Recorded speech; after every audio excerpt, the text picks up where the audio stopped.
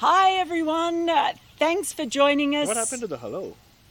Hello, everyone. Thanks for joining us. We asked for your questions for Ask Bharat and Mel. Probably should have been Mel and Bharat, obviously. But thank Bharat you and so. Mel. I Thank get you better for thing. sending them in. Thanks for all your support through the season. Yes. We've had loads of questions. Unfortunately, we can't answer them all because that would be a 10-hour epic video. It would be longer than Lagan. So Whoa. it would. Shots fired, as they say. I love that movie. But it's not. It would be longer. It's a very long movie. It is, but it's not 10 hours. I think it's. How many hours? It's a lot. Yeah, I've watched it in like segments. It's at least, it's like 3.5 hours or something. It is. But the thing is, even if it did go for 10 hours, it doesn't mean you and I will ever tire of talking. Yeah. No, that's true. That's true. But We don't. yeah. Anirudh Garg, I think, Yeah. asks, what are your first cricket memories and what made you take up cricket journalism? What about you? I go first. Sure. I mean, my first cricket memories are the 1991-92 World Cup. I was born in 1985, and I don't have too many memories of my life itself before that 91-92 World Cup. I don't know why. And we used to have this tiny TV at home. It was color, of course, but I don't think we used to get every game.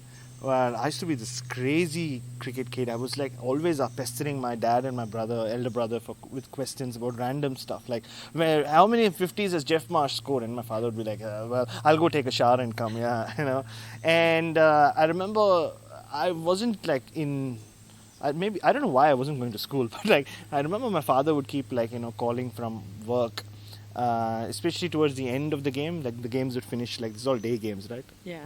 Noon or 1, and he would always have like questions about what is the score, like who won, and like I knew, I for a young kid I knew way too much, like I don't know why, but like I knew about Gavin Larson's, like where he came from, and like it had a lot to do with my brother. But my first cricket memory or watching a game live, I'll never forget. It was the 1993 India-England Test match in Wankhede, and my father took my brother and I.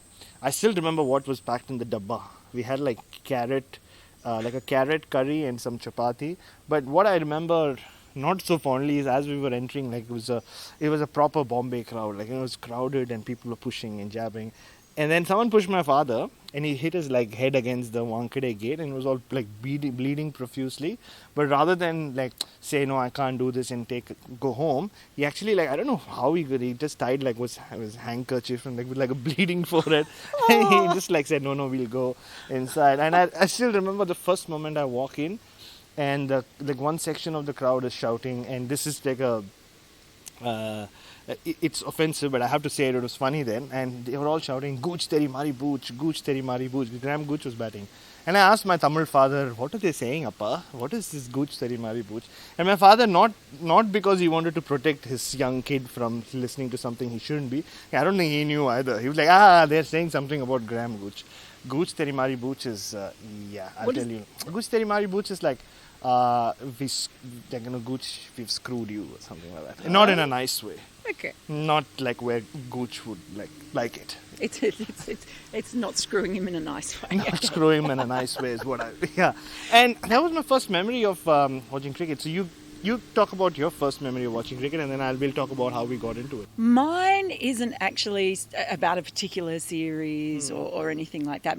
The first match I went to, I almost can't remember it because I was really young, but I just remember my aunt had a membership for the Sydney Cricket Ground, and so I went and sat there with my mum and with my aunt, but actually I only have a very vague memory of that, so I must have been quite young.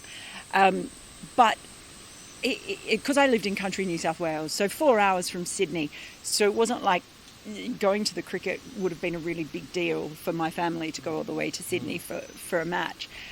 But my memory is much more of just watching on the TV. And I was a kid, the kid who, and I remember this really clearly, I also loved tennis. So in the winter I would watch rugby league, which was a big sport in New South Wales, it still is. And in the summer I really loved cricket and tennis. And when they were both on at the same time, so around at the end of January when you'd have one-day matches and you'd have the Australian Open, I used to sit there with the television and I used to do this weird channel changing thing because, you know, it wasn't like I had two laptops and an iPad and everything going as well. You didn't? No. Such a boring childhood. Well, yeah, we did have a colour TV as well, by the way. But I would watch until the end of an over break, and then they would go to commercial, and I would switch to the tennis, and I would watch to the end of the game break, and then I would switch back to the cricket, and I would watch the end of the over break. And I have this really strong memory of being a kid and switching all the time between those two. But I also used to love watching Test cricket as well, and quite happily sit there and watch it all day. And the sad thing was, I was actually a really sporty kid. I played so many different sports, netball, basketball, tennis, just anything all the time. And the sad thing was, I absolutely loved cricket, but I just didn't think girls played cricket at all. I didn't know any girls who played. No one played cricket. No girls, certainly at my school. And I didn't know there was an Australian cricket team. I just didn't know that cricket was something that women played. So I played softball in the summer, which is really weird because I had no interest in baseball. I'd never seen a game of baseball. But softball was kind of like the acceptable bat and ball sport that women played or girls played in the summer. So, it was really weird. But it was so weird to actually enjoy watching a sport so much, but thinking that you couldn't play it because it just wasn't for you. So that's a bit sad. It's changed now, thank goodness. It is, yeah. I'm glad it's changed a lot. Same. Yeah. I would have been awesome. I'm sure. Great player. You'd have been, I don't know why, but you would have been a good short leg fielder. I don't know, I just have this thing about, I think so. And bowl like slow medium paces. Yeah, Swinging medium paces. As opposed to what I bowl now, which is a particular style of bowling that's called slow surprise rubbish. With a very dubious bowling action as well, I must say. You haven't seen me bowl. Well, you think I haven't, but I have. But yeah, I mean, of course, I grew up as this incredibly crazy West Indian cricket fan. So everyone in my school, to my suburb, to my building, everyone knew of me as a West Indian cricket fan. So if they lost, I couldn't show my face. When they lost in the 1996 World Cup to Kenya, I didn't go to school for 3 days because I would be ridiculed. Like it was weird. Like when West Indies won, like guys, people would come to my house, like not just kids, like adults, and congratulate me when Brian Lara made that 153 not out. And I've written about this part. And when they reached the semi-final of the 96 World Cup, I used to wear glasses back then. And I was so excited because, like, you know, even my own household, they in fact had to buy another TV so that I wouldn't get beaten up by my brother and scolded by my father, because India West Indies matches, I would celebrate when Tendulkar got out, and then like my mother made sure we bought TV for the bedroom, and I would be locked inside for my own safety. Aww. Then I would like sneak out and like go whenever Tendulkar got out, and I would run back in. Oh my God, you must have been unbearable. I was very unbearable, child. Yeah. I was going to say, what about what made you take up cricket journalism? I think it just happened by chance. Like I wasn't doing too well in life. I have spoken about it in other platforms, but like it's a long story. But anyway, I was not in a very good place in life. I just needed to do something, and it really happened by chance. I never grew up wanting to be a cricket journalist. Though somebody many years ago, I remember some uncle in my building had said, "Oh, he's so cricket mad. He will eventually end up doing something with cricket." I played cricket to like decent level. I wasn't maybe really good enough, but definitely did not have the determination or the dedication to make it anywhere in life in terms of sport or anything in life. That's when I had like the long hair, the heavy metal music. I used to have like this band called Warhead, and like you can Google it, you won't find it anywhere because we played a few college shows and we thought we were good, but it's okay. I used to be a drummer back then, also a vocalist, but then I don't know, it just happened by chance. I really needed to give myself a second chance in life, which is why I left Mumbai, went to Chennai to this place called Asian College of Journalism, met my now wife there, Isha, and it was just by chance. I just picked the right place to work at, the Indian Express, and here we are all these years later. I'm still part of the industry. Mine was by accident, for sure. Often these things are. I worked in TV production after I came out of university and went over to England sort of as soon as I could after I finished university, and worked there, and then started to try and produce my own feature stories and do a bit more reporting and then came back to Australia and basically started getting work as a sports reporter, freelance sports reporter. And it was only because I had enough of a showreel to scrape together that allowed me to do it. And then I went through a phase where I was freelance, and I did a lot of work for Fox Sports, and I was working on different sports for them. I would do rugby league in the winter, and then in the summer I would do cricket. And so I was kind of swapping between those two sports a lot, because there's not much you can do, or certainly you can't do those sports all year round really in this country. And just more and more I started getting more opportunities in cricket, and then I took a job with Cricket Australia when they started up cricket.com.au, and I signed a 2-year contract and left after 3 months. So Story for another day. That was not for me. And I was just incredibly lucky, because that summer it was the 13-14 Ashes, and I had met Jared Kimber and George DeBell on that tour, and they knew that I wasn't happy. And so when I left, they did a fair bit to help me get to Cricinfo, but I had to basically bank everything. Sambat Bal is the editor of Cricinfo, and I wasn't getting much joy in him replying to my emails. So I thought, I have to see him face to face. And I knew that he was going to be at the Oval on day four. Day four? It only went for 4 days, that test, of the 4th test between India and England. And so I banked everything, all the money I had, my credit card, everything, got me to England, where I did whatever freelance work I could do, all so that I could be there on day 4 of that final test, so that I could stand in front of Sambat Bal and he couldn't ignore me. And within 24 hours, we shook hands, and I had the job covering cricket full-time, all the time, all year round. So that was it. But like, speaking of my cricket journalism career, I joined the Indian Express as a sports journalist. So I did all sorts of sports. My first assignment was chess.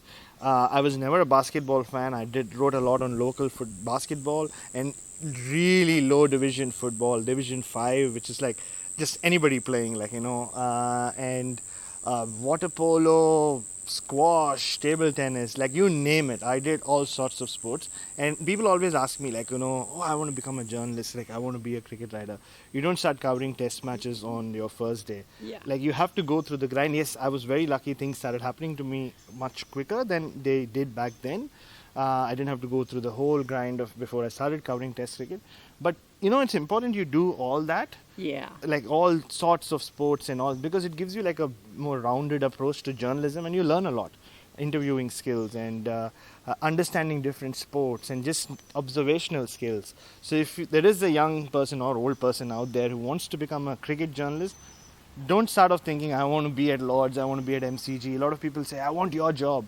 But there is a grounding that needs to happen, so it's a changing industry, of course, but you learn so much. So a lot of what I do now really comes from what I learned covering Division 5 local football in Mumbai, going to this place called St. Xavier's Ground, Mel, where it was nobody, you didn't know who was playing, and but just grinding it out, sitting there for the whole day, finding some story or the other. That's where you learn journalism. So if anyone is interested, give it a shot, but know that your dream should not be I want to cover a World Cup final. A dream should be, I want to get a great story. Yeah. Oh, that's exactly. Well, believe it or not, because I used to do all other sports as well. For a long time, I worked on the golf show for Fox Sports. Having not known much about golf, I wasn't a big golf fan. I also did the superbikes. Wow. And I was not much of a petrol head, but I'd be down there at Phillip Island every year. But again, the thing was, I tried to find good stories, interesting stories. My theory was with all of those that what I wanted to try and do, particularly with feature stories, was, say, if it was superbikes, show the person behind the helmet. And the same goes in cricket, show the person behind the helmet. And so a lot of that stuff, that kind of reporting as well, just came from working out how can I tell this story's person and what's interesting about it? Because everybody has a story. Everybody has a story. Yeah, if you look for It's it. not just the two of us, as you're finding out today. Oh, that's only the first question. Gosh, I know. this might be a long video. It could be a long video. Could be a long video. Yeah. Right, well, Danny, DDNYANA, asks, can Marnus Labuschagne lead Australia? Is he or does he have the potential for the same? Is he the next man? Is he the right man? So we've had quite a few questions about, and it's a big talking point in Australia. I've noticed a lot more pressure coming now on Tim Payne. What do you think about Marnus as captain? I just pictured this when Marnus Labuschagne is captain, that if he does like lose the toss, like he he's such a kid, like he's like a kid. I won't be surprised if he says, "Oh no, I call heads. Yeah, I call heads." That happening. But on a serious note, Australia generally historically has gone to their best batsman in a way of that era to captain the side. They can't do that with Steve Smith anymore. Looks like that. Or Dave Warner. Or Dave Warner. I mean, Dave Warner, of course got a life ban on captaincy. Steve Smith can officially be given the captaincy. But it looks like that ship has sailed in terms of just how they've stopped talking about it. And Marnus Labuschagne, in my book, could well be the future captain whenever that happens. As of now, you'd think Pat Cummins is the vice captain. All this talk of him, or it has to go to him if and when Tim Payne is replaced or he steps down. But Australia, I don't know how comfortable they are with giving the captaincy to a fast bowler, right? Yeah. It's all been spoken about, but will it happen? Especially with the workload that Pat Cummins already has to share, as we saw in this series. So who do you go to? You literally have Marnus Labuschagne, or there has been talk of Alex Carey coming in, taking over from Tim Payne, playing a few tests, and then maybe taking over as captain. But the difference with Alex Carey at the moment, you wouldn't say he's one of the first picked in the Australian team, whereas Marnus Labuschagne is. What about Marnus personally as a captain? I think he is tactically good. We've seen, you see him in the field. Yes, I mean, he can be a little annoying when it comes to DRS appeals, or Tim Payne himself gets a little annoyed by the constant chatter. But I think he has a good, really, really smart brain on his shoulders, cricketing brain, because he really lives and breathes cricket. That's his life. When I remember interviewing him 2-3 months back, he said, it really, I'm not even exaggerating. That's everything in life is cricket. Even when he's not playing cricket on the international circuit, he's playing cricket with his friends. Like he's playing cricket with his dog. So so he thinks a lot about cricket. Even in the nets, he's always observing others, what they're doing. So I think he'll make a very, very good captain. And with time, of course, he'll mature more. He will calm down a little more. You'd expect, and maybe that responsibility is what he needs. That's I think the only real question over Marnus Labuschagne as a captain, because we know he is one of the first picked in the team. Yeah. And yes, he's got a really good cricket brain. He does have that, and there's absolutely nothing wrong with being enthusiastic and exuberant and everything else. Exactly. Yeah, exactly. Can you imagine either of us captaining? Oh my gosh! But at the same time, as we've seen, when you become a captain of the Australian team, in particular, at the moment in the environment over the past few years, there's a huge amount of responsibility with that. And I mean, there are times when I've thought, I wish someone would just be able to get Marnus to just dial it back a little bit, like not change his personality or anything, but just because I think if he could, then I think he would find it easier to be thought of. I think people would see him as captain, and maybe you're right. Maybe that would happen if he was given. If someone said to him, "Mate, you could be captain," but at the moment he doesn't come across as one of the leaders. He comes across as like the really super enthusiastic. Yeah, the guy. And so I guess just if he looks at it and thinks, well, I've got a real chance at that. I mean, I'd hate to see him lose his enthusiasm. We joke about, him annoying the hell out of people with all his chatter. No, but that's him. I mean, we need personalities. We are at a time in cricket where we actually are desperately in need of characters. So it's good to see someone like him. But if he can balance that too with the responsibilities, then, that Australia don't have a lot of choices. And I think it could be a real opportunity for Marnus Labuschagne. Indeed. Well, he has our vote, clearly. Yeah, there you go. We have knighted him as future captain. Future captain. Pankaj asks, is India on the way to becoming a dominating test team like the golden era Aussie team, with probably the best player playing in each of the positions when full strength and bench strength like that? It's a really good question. It is a very good question. It's always hard to, though, I think it's really hard to say that it's going to be a golden era based on one series. Like there's a lot of recency bias that happens within cricket. So the last victory always seems to cast everything else in the shadow. And that Australian golden era was absolutely incredible. Consistency away and at home and over a long period of time. So I guess we still have to see with this team. They've won an absolutely brilliant series. They have got so much bench strength, as you say. Now it's seeing whether or not they can perform over an extended period of time against different teams and in different conditions. And so I don't think you can say that yet. I'm not saying they couldn't be, but I think we'll have to, let's just wait and see maybe. Let them play a few more series or a couple more years, and then we'll probably be in a better position to decide. Yeah, and this could be the next 12, 14, 18 months could decide. Like it will end up answering your question, Pankaj, because look, they're going to play England at home in a 4-test series right now, and then they're scheduled to go to England in July or August to play a 5-test match series. And as of now, they're scheduled to go back to New Zealand to play 2 tests, I think in November, and then early next year they're supposed to go to South Africa to play a full test series.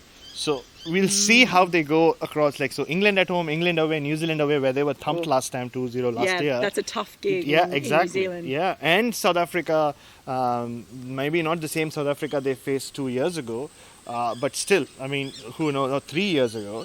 So it'll still be South Africa and South Africa. India has never beaten them there. So if they can overcome all that, win maybe a majority of those series, then maybe we are witnessing the emergence of this indomitable India. That's a good ring to it. But look, what that Australian team did was maintain that legacy, because when you become a dominant side, then suddenly there's also the whole legacy question. Like, you can't then just saunter into series and say, well, it's okay if we lose, and then because you have to not just win, but win in style, which is what that Australian team used to do. Yeah. So I think it's a long way to go, but you're right. On paper, the fact that they've beaten Australia, a full-strength Australian team in Australia at the Gabba with Fantasy 11, as I like to call it, a Dream 11 now, you would have to call it. And now with Bumrah and Ishant and Hardik Pandya and Virat Kohli, all of them coming back, you would think that, who better than this Indian team in world cricket right now? But let's just wait and watch. Let's see. One thing they will have, playing all those series in those different conditions, the great thing about discovering all of these players who have come in and made an impact is they have a really good opportunity to choose players who will work against particular oppositions and in particular conditions. So that, I think, is a pretty decent strength to have. Absolutely. Amit asks, I feel people are being too harsh on Tim Payne for that Gabba comment. Every generation of Aussies have sledged the opposition. This time it didn't work. I feel he has done good service to Australia by getting them to the number 1 test rank after Smith and Warner.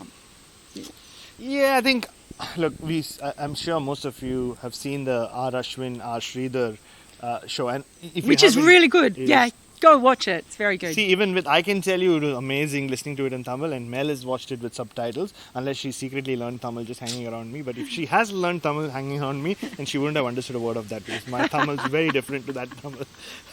And then, and Ashwin in the last episode, but seriously guys, check it out on YouTube and on Ashwin's channel. He speaks about how, he's sarcastic, I have to thank Tim Payne, he was such a good host and all that. But then he says pertinent words. He said, what happens on the field, you leave it there. People do jump to conclusions and blow it up. But see, it's something that was said in the middle. And look, it wasn't something personal. He didn't say anything. He didn't attack Ashwin or his character or his family. He just said, well, I can't wait to see you at the Gabba. And why wouldn't he say it? Australia hadn't lost there for 32 years. So I'm not surprised, that was his comment. But yeah, I don't think it really says much about Tim Payne, the man. I guess the difficulty is that I look back at that. I don't know if you saw the test, the series that was made on Australia, that documentary series. In some ways, I think that series, while it was really fascinating to watch from being in the inner sanctum of it, well, one thing I felt about that series was that they kind of glossed over the whole Newlands thing a bit. They didn't interview Steve Smith or David Warner about that. So without those interviews, and they were very careful about what they said, because of course it was produced by Cricket Australia. Yeah. So without having that, without sort of really publicly addressing that, and then to sort of, do this whole story and this whole building up the elite mateship, the elite nonsense oftentimes. Yeah. It's almost like they've set themselves up again to fall and to be the moral arbiters. We shouldn't expect cricketers to all be complete angels all the time. No. Yes, you want to see them play hard, be good sports and all of that sort of stuff. But it's almost like, well, with that and all the other stuff that happened after Newlands, that Tim Payne was carrying this burden of Australia having to be perfect all the time. And this is the first time since Newlands that I've really seen it crack for him. And I mean, there have been so many things when you think of comments that are heard by players, and that happens all the time. And sometimes they get pulled up, sometimes they don't, sometimes they get defended. But with Tim Payne, it took on a huge significance. It's the long-term effects of what happened there. Yeah. Overall, he's done a really good job of helping to rehabilitate Australia's image, and not just the image, but kind of the way they play. And I think he's been really genuine in wanting to do that and wanting to leave a legacy of Australia being in a better place cricket-wise. For him to have one series that's not great, there'll be arguments over his captaincy for sure. There will be arguments over him as a batter or as a wicketkeeper. But I think it's pretty hard that all of a sudden it's all come down to that point without seeing maybe a couple of previous years. And of course for him, unfortunately, because he's older, and what always happens with cricketers is as soon as they have a bad or not so great series, when they're older, the retirement question always comes knocking. So, I mean, I hope he's around. I'd like to see him around for the next Ashes. Easily. I don't think he's going anywhere before the next Ashes, and he shouldn't either. He still, I think, is the best Test captain Australia can have, and he's batting better than he ever has. Just his keeping, last two Tests, I think the tenseness of the series itself had a bearing on it, but I think he'll be back. He works harder than anyone on his keeping. So Tim Payne's to stay. Yeah. Prabhat Singh asks, this series deserves a book written about it. Would you both collaborate and do it? I tell you what, there have been so many questions that have come in on a similar theme about, is it going to be a documentary? Is there going to be a book? All of those things. Have you signed a deal yet? Well, I have been in talks, but who knows? It could be a book that then gets adapted into a screenplay, into a movie. That's all I'm saying. It could. I'm not saying it's going to happen. I mean, I like the idea. How about a documentary written from the point of view of a few journalists that are annoying, hanging around the nets, trying to... Maybe.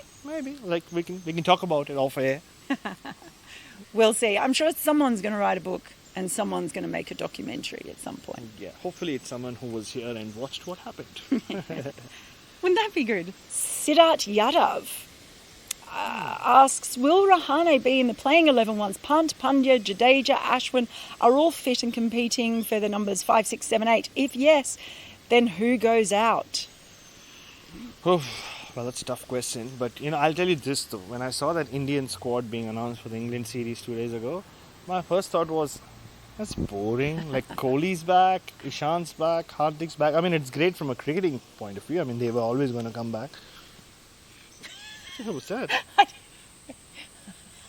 Are there some Virat fans sitting up there? Like, pelting us from above? Sorry. I'm happy that Virat Kohli is back. No, that's not what I was getting at. But now I've we've been so spoilt after this series that I only want guys who like, going into the morning of the test match, you shouldn't know who's playing. Suddenly you have someone who's not played first class cricket for 4 years. The physio's getting his test debut. Like that, those are the matches I want to watch from now on. We've just been so spoiled. I mean, just going back to knowing who's going to play. We all know Virat Kohli is going to score runs there. We all know Ishant Sharma is going to play his 100 tests and take wickets. But yeah, I mean, good, that's great. But where are the surprises? Like, where's the suspense and all that? Like, so personally, like, yeah, I felt, but I get excited once the series starts. I mean, I definitely would like to see Rahane continue there, because not only was it his batting, but it was his calm leadership, and just because he might not be captain, that doesn't mean that he can't be involved in the leadership group of the team, and that goes for players like Ashwin as well, who is obviously a key part of that. So what he brought to that side was beyond just the performance. I mean, that century in Melbourne was huge in getting India back into this series and shouldn't be forgotten. So was his innings on day 5. He came in, even though he made 20 odd, he really provided that momentum. That's when you knew, oof, India are going for the win. The draw's out of question, which was great. And he did it. He pulled it off. Well, look at that. We talked so much that basically... Hey, the scenery's changed. I know. We kind of killed my memory cards. Oh, there you go. That's why, yeah. Because we broke them because we talked too much. So that's why we're just here to say goodbye now. And thank you so much for the questions, even the ones we didn't get around to. Hopefully we'll do this again sometime. We'll do some more. And thank you so much for being with us throughout this series. We're already talking about things that are coming up. So stay with us. Make sure that you give us plenty of subscriptions and likes if you can. And we'll see you for some cricket stuff very, very soon. And the one advantage of the memory card running out was Mel and I just sat for the last 45 minutes and discussed what we should be doing. Because of all the love that we've been receiving from you guys, we just thought that this can't die now. This is just the beginning. So, like with this Indian team, only greater things lie ahead. So we've decided to put our minds together, come up with something, and don't be surprised if you see a lot of Mel and Bharat in the future, in the very near future too. So lots to look forward to. Thank you, like Mel said, thank you for all the love. And and as you can see, as the series and the tour has gone on, I've been smart. I no longer stand on the side where I can be pushed off.